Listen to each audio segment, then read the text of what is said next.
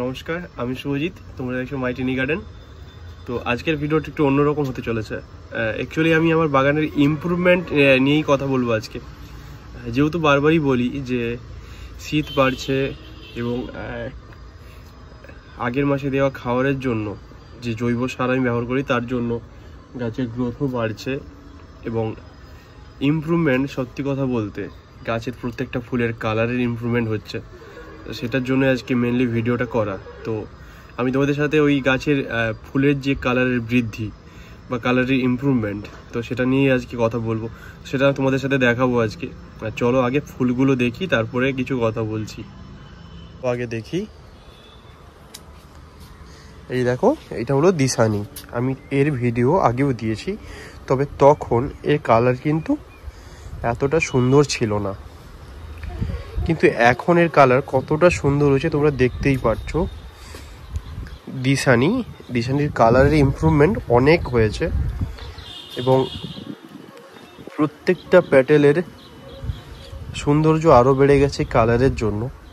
এবং এর পাশে আরও একটি আইডি আছে, এর নাম আমার জানা নেই, আইডি নাম, বাট এটি থাই ভ্যারাইটি।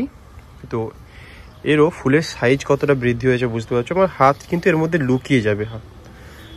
এই ধরনের বড় বড় ফুল হচ্ছে এখন এবং প্রত্যেকটা ফুলের কালারের ইমপ্রুভমেন্ট কতটা হয়েছে তোমরা দেখতেই পাচ্ছ। এবং এর পাশেই সেই ডবল প্যাটেল, এর কালার দেখো, এরই আরেকটা আছে, এরও কালার দেখো, প্রত্যেকটা কিন্তু কালার ইমপ্রুভমেন্ট হচ্ছে। তবে এটি কোনো থাই ভ্যারাইটি না, এখানে একটি থাই ভ্যারাইটি, সেই ইয়েলো ব্ল্যাক সেডি, এরও কালার কতটা ইমপ্রুভমেন্ট হয়েছে আশা করি তোমরা ক্যামেরাতে খুব একটা বুঝতে পারছো না, বাট সামনে থেকে যারা দেখবে তারা বুঝতেই পারবে যে কালার কতটা ইমপ্রুভমেন্ট হয়েছে। তো যতটা পারবো শর্ট থেকেই একদম ভিডিওটা করে তোমাদের সাথে শেয়ার করবো, যাতে তোমাদের কালারটা বুঝতে সুবিধা হয়।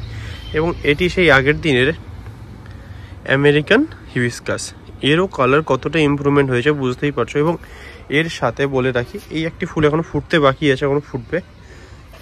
আর একটা ফুল হচ্ছে পুনে ভ্যারাইটি, সেই অফবিট কালার হলেও এরও কালারের কতটা ইমপ্রুভমেন্ট হয়েছে তোমরা বুঝতেই পারছো। কালার দেখছো, কেউ যদি আগের ভিডিওগুলো দেখে থাকো অবশ্যই বুঝতে পারবে কালার কতটা ইমপ্রুভমেন্ট হয়েছে।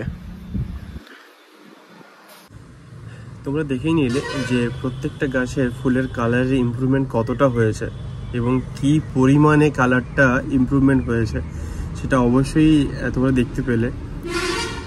আরেকটা কথা বলি, প্রত্যেকটা কালারের ইমপ্রুভমেন্ট পিছনে কিন্তু অনেক খাটনি